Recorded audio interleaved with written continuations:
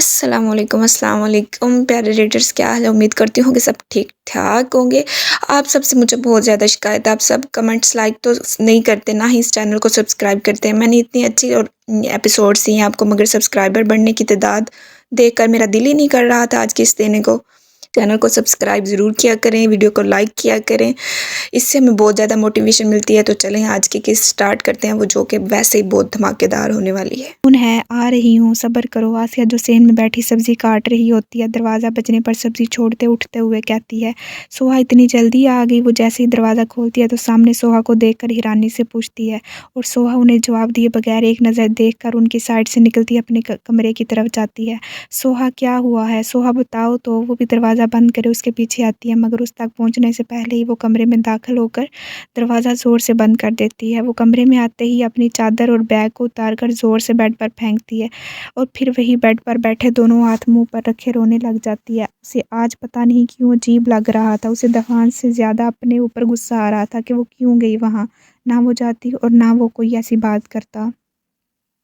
سوہا بیٹا، کوئی بات ہوئی ہے تو بتاؤ تو۔ سوہا، میرا دل بیٹھا جا رہا ہے، کچھ تو بولو۔ سوہا کو مسلسل آسیہ کی آواز آتی ہے، مگر اس کی ہمت نہیں ہوتی کہ ان کا سامنا کرے۔ اسے خود سے شرم آتی ہے کہ دوران دورانی اس کے بارے میں ایسی گھٹیا سوچ رکھتا ہے۔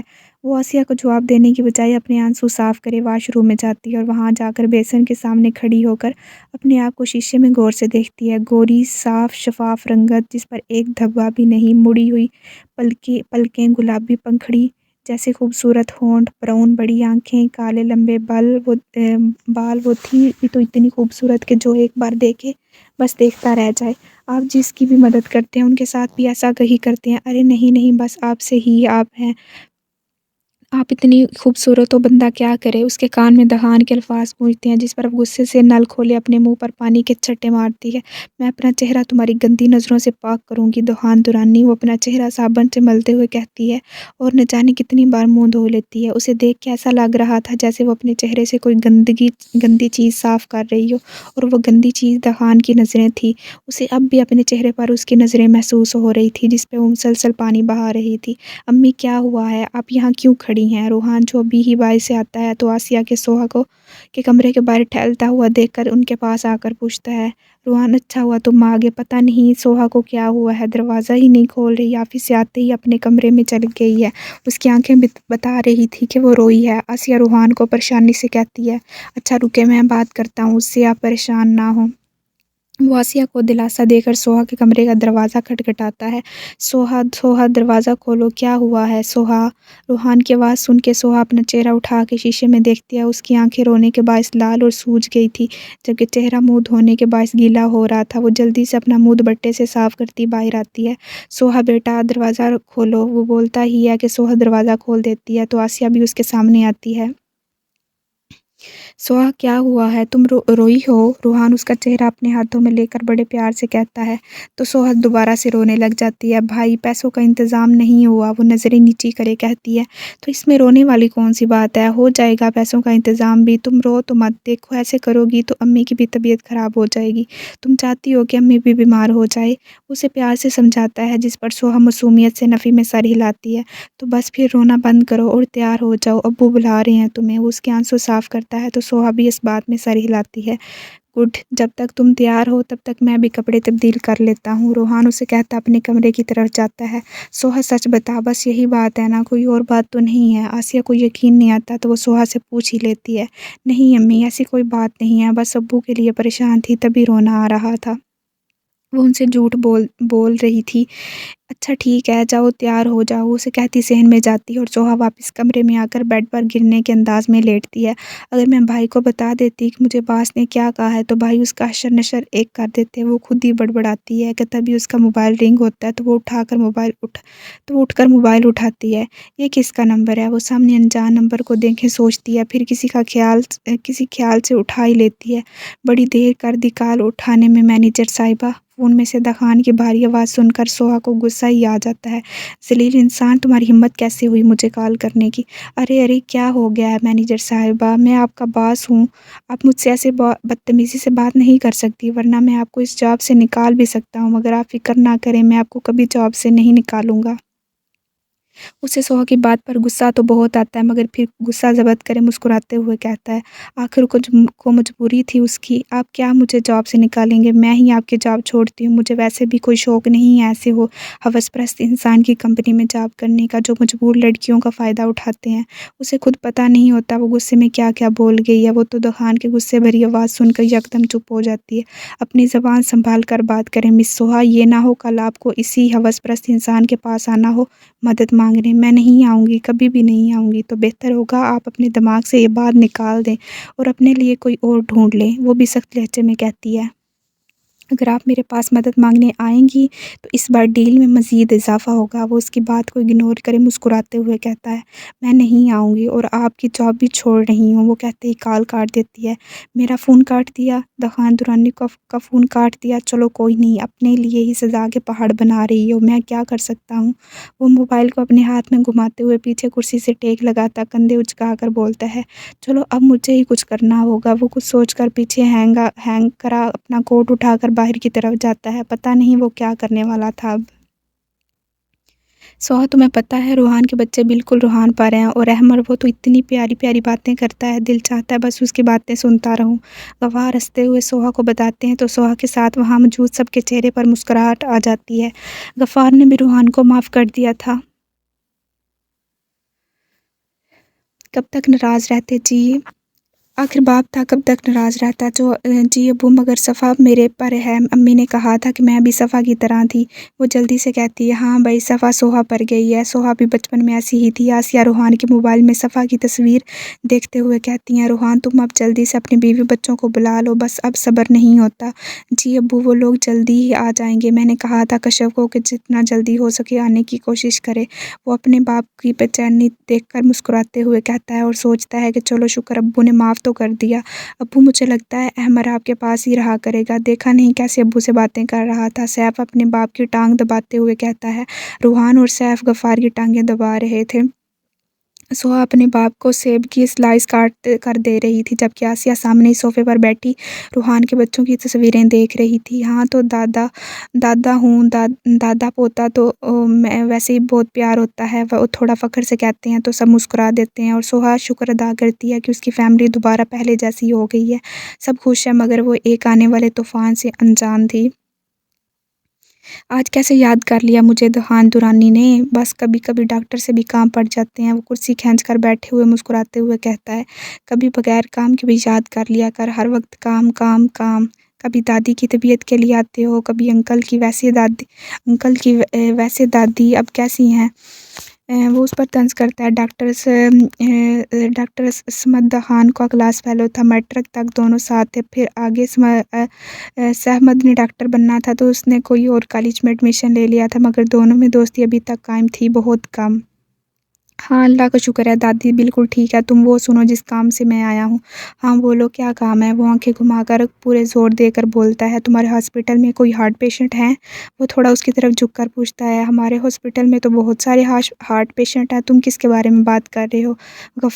गफ़ार नाम है पेशेंट का। वो जल्दी से बोलता है, अच्छा गफ़ार साहब की बात कर रहे हो? हाँ, वो डॉक्टर आरफ़ के पेशेंट थे, मगर अभी कुछ दिनों से वो आउट ऑफ सिटी गए हैं, तो मैं उनका इलाज कर रहा हूँ। उनका बाईपास होना है, मगर उनकी फैमिली के पास पैसे अरेंज नहीं हो पा रहे। और तुम्हें पता है ये गवर्नमेंट का हॉस्पिटल तो है नहीं जो हज़ारों में काम हो जाए। इधर ये असूल है कि पहले पैसे जमा कराओ फिर आगे इलाज होगा। वो याद आने पर बोलता है, हाँ ये तो है। वो इतना कहकर सोचता है कि उससे बात कैसे करे। वैसे वो कौन है तुम्हारे? वो उससे पूछता है, जिस पर वो मुस्कुरा देता है। वो मेरे होने वाले ससुर हैं। क्या तुम्हारे ससुर हैं? तो पहले क्यों नहीं बताया? नहीं नहीं, कोई ज़रूरत नहीं है कुछ करने की, तुम बस मेरा एक काम कर दो। वो नफ़ी करके अपने मतलब की बात करता है तो समझ भी सर हिलाता है।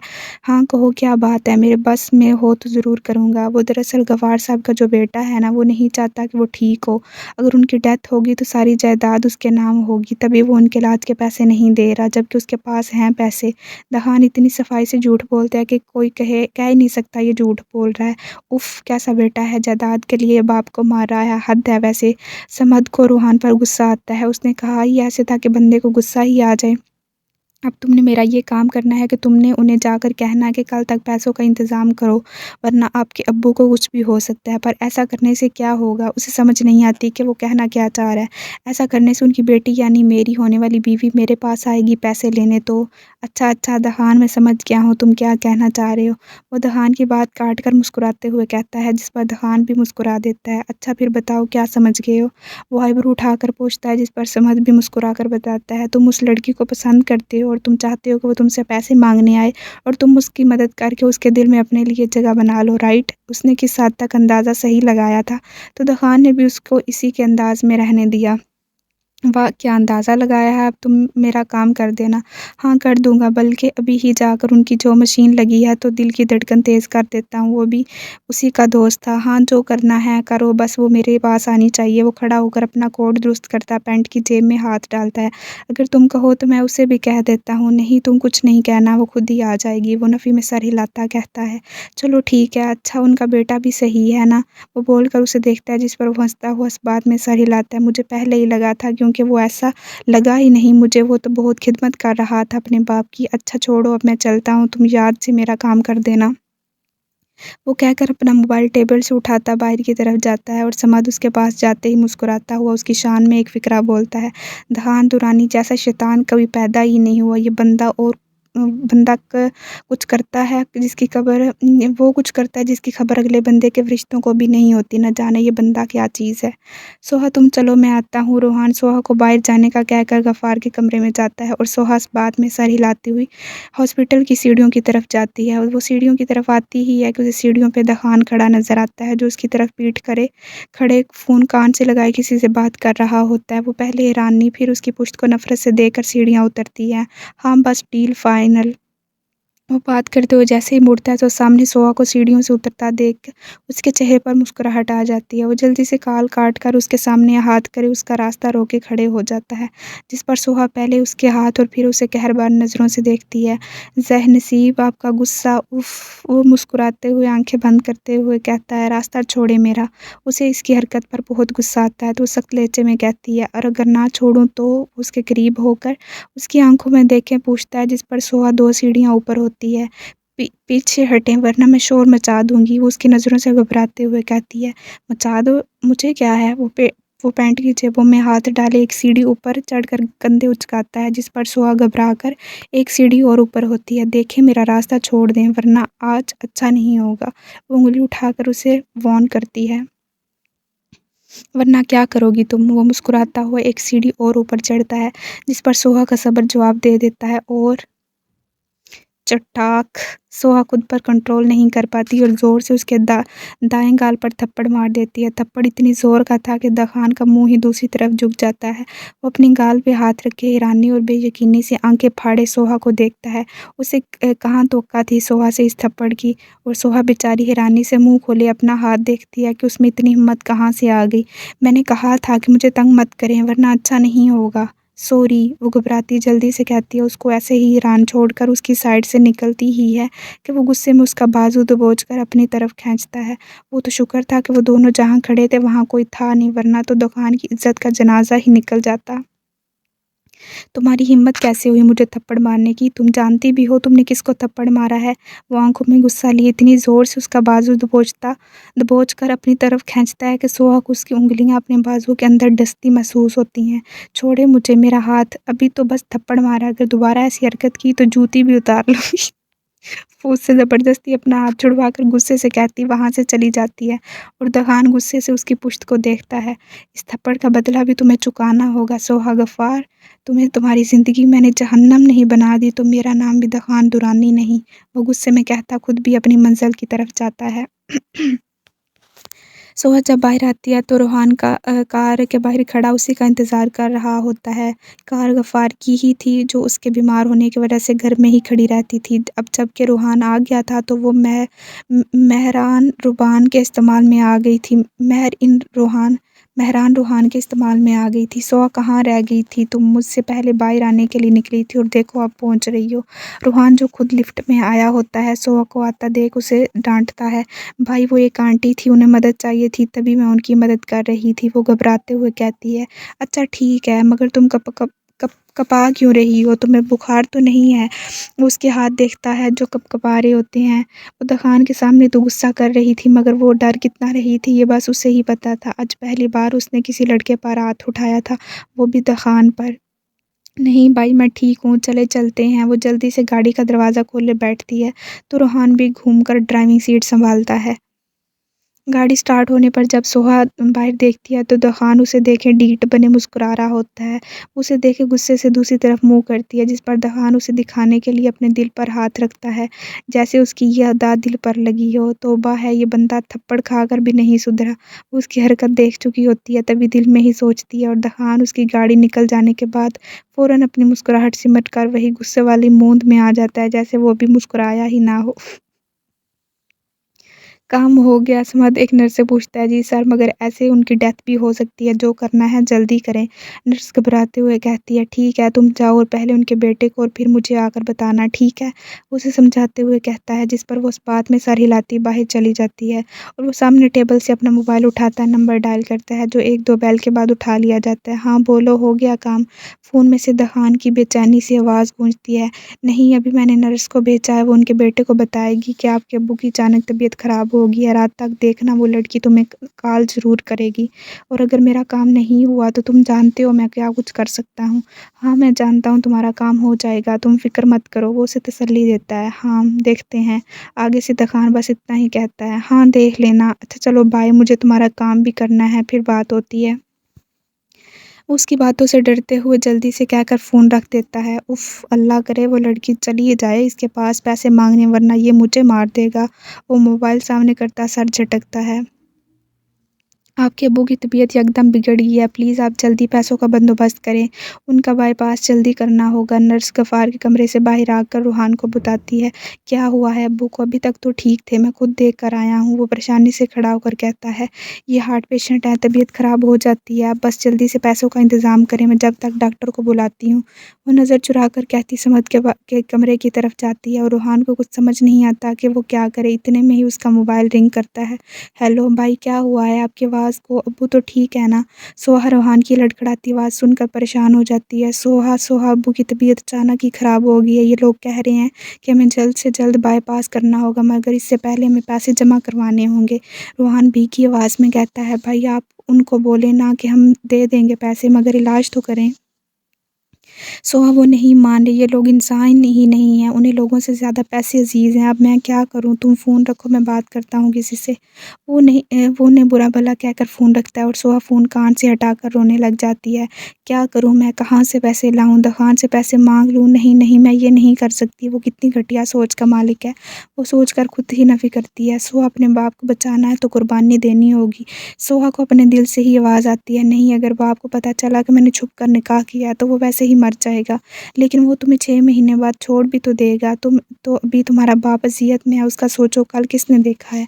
आज जो है उसका सोचो। उसे फिर दिल से आवाज़ आती है। दिमाग और दिल की इस जंग में वो अपना सर थाम कर बैठ जाती है। उसे समझ नहीं आता कि वो क्या करे, फिर वो आकर फ़ैसला ले ही लेती है और मोबाइल उठाकर नंबर डायल करती है। क्या वो मेरी मदद करेगा? आज मैंने तो उसे थप्पड़ भी मारा था। वो फ़ोन कान से लगाई अपनी नाखून खाती हुई सोचती है। बेल मुसलसल जा रही होती है, मगर कोई उठा नहीं रहा होता।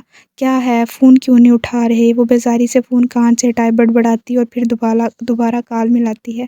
दहान आराम से अपने कमरे में औंधे मुँह लेटा सो रहा होता है कि उसका मोबाइल रिंग करता है, जिस तो पहले वो उठाता नहीं है, फिर जब तंग हो जाता है तो साइड टेबल पर हाथ मारकर मोबाइल उठाता बंद आँखों से ही यस करे कान से लगाता है। हेलो, नींद में डूबी बंद आँखों से कहता है, जिस पर सोहा उसकी आवाज़ सुनकर अपने होंठ काटती है। उसे समझ नहीं आता कि कैसे बात शुरू करे। कौन हो? अगर अपनी साँसों की आवाज़ सुनानी है तो सुबह का करना कॉल, बाय।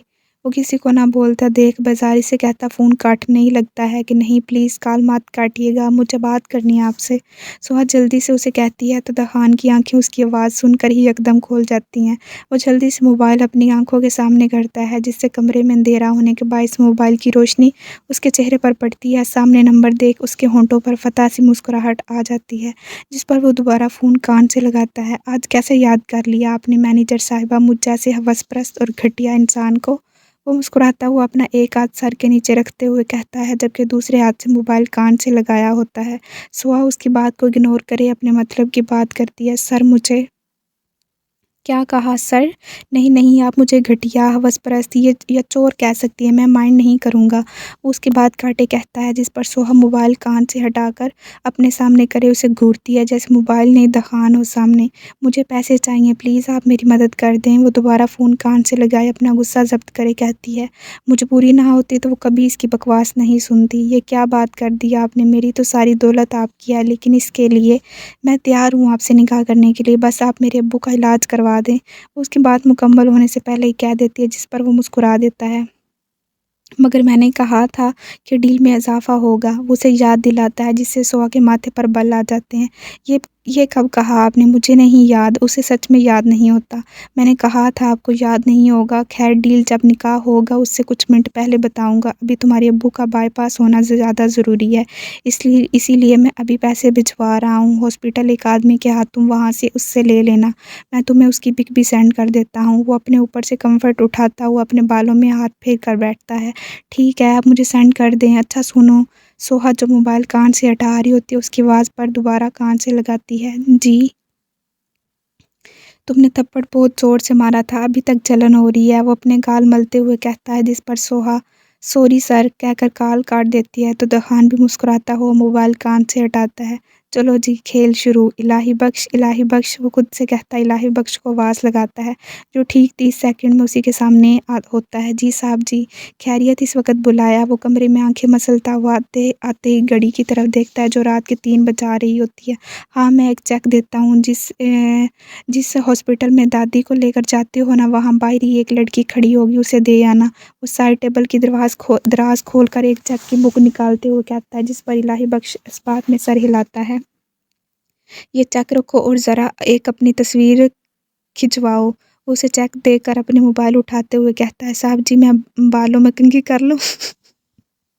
وہ کیمرہ آن ہوتے دیکھ فوراً کہتا ہے، جس پر دخان ماتھے پر بال ڈالے اس بات میں سر ہلاتا ہے، تو وہ جلدی سے اپنی جیب سے ایک چھوٹی سی کنگھی نکالتا، اپنے بالوں میں کنگھی کر کے جیب سے ایک چھوٹا سا شیشہ نکال کر اپنے آپ کو دیکھتا ہے۔ پھر جب یقین ہو جاتا ہے کہ اچھا لگ رہا ہے تو دونوں چیزیں دوبارہ جیب میں ڈال کر مسکراتے ہوئے ہاتھ باندھ کر کھڑا ہو جاتا ہے۔ جس کو تم پیسے دینے جا رہی ہو اسے دکھانا ہے کہ یہ بندہ آ رہا ہے، تاکہ وہ تم پہچان سکے، تو تم ایسے کر رہے ہو جیسے تمہاری فوٹو میرج برو بھیج رہا ہوں۔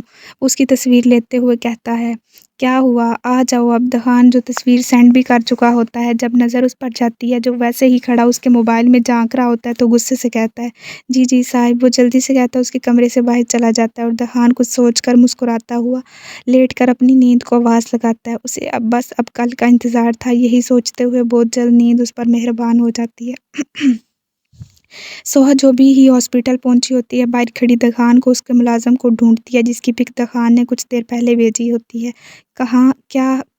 کہاں ہے؟ ہاں وہ رہا۔ وہ بھی چاروں طرف نظریں گھما رہی ہوتی ہے کہ اسے الہی بخش سامنے کھڑا نظر آتا ہے، جسے دیکھ کے لگتا ہے کہ وہ بھی سوہا کو ڈھونڈ رہا ہے۔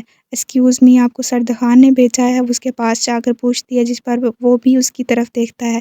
جی، آپ مس سوہا ہیں؟ وہ بھی نزدیک کرتا ہے، جس پر سوہا اس بات میں سر ہلاتی ہے، جی میں سوہا ہوں، یہ لیجیے آپ کی امانت۔ وہ ایک چیک اسے دیتا ہے، جس پر سوہا اس کا شکریہ ادا کرے ہاسپٹل کے اندرونی طرف جاتی ہے۔ سوہا جیسے اندر داخل ہوتی ہے تو سامنے ہی روحان فون کان سے لگائے پریشانی میں ٹہل رہا ہوتا ہے۔ بھائی، وہ اس کے پاس جا کر اسے مخاطب کرتی ہے، جس پر روحان اسے مڑ کر دیکھتا ہے اور دیکھتے ہی اس کے ماتھے پر بل آ جاتے ہیں۔ تم اتنی رات کو اکیلی آئی کیوں ہو؟ بھائی، مجھے ابو کی فکر ہو رہی تھی تو میں آ گئی، اور میں نے امی اور سیف کو کچھ نہیں بتایا، بس اکیلے ہی آ گئی، وہ لوگ سو رہے تھے۔ سوہا، تمہیں پتہ ہے صبح کے 4 بج رہے ہیں، اس وقت کون لڑکی گھر سے نکلتی ہے؟ اگر روحان اس کی بات کاٹ کر کہتا ہے کہ سوہا اس کی بات کاٹ کر پیسے آگے کر دیتی ہے، بھائی یہ پیسوں کا انتظام ہو گیا ہے، آپ پہلے یہ جمع کرا دیں، پھر بھلے مجھے ڈانٹ لیجیے گا۔ وہ نظریں نیچی کرے کہتی ہے، اور روحان اس کے ہاتھ سے پیسے لے کر حیرانی سے اسے دیکھتا ہے۔ یہ پیسے بھائی میرے باس نے دیے ہیں، میں نے دوبارہ انہیں کال کی تھی تو وہ مان گئے تھے۔ سوہا آدھا سچ اور آدھا جھوٹ بتاتی ہے۔ پیسوں کا انتظام ہوا، آپ کے ابو کی طبیعت بہت خراب ہو رہی ہے۔ وہی نرس دوبارہ آ کر روحان سے کہتی ہے، جی جی ہو گیا ہے، میں جمع کروا رہا ہوں، آپ لوگ سٹارٹ کریں بائی پاس۔ روحان جلدی سے کہتا ہے، کاؤنٹر کی طرف جاتا ہے، اور سوہا وہیں بینچ پر بیٹھ کر دعا کرتی ہے۔ تو گائز، آخر سوہا نے ایکسیپٹ کر ہی لیا اس کا پرپوزل. اب دیکھتے ہیں آگے کیا ہوتا ہے اور کیا شرط رکھی جاتی ہے اس سے.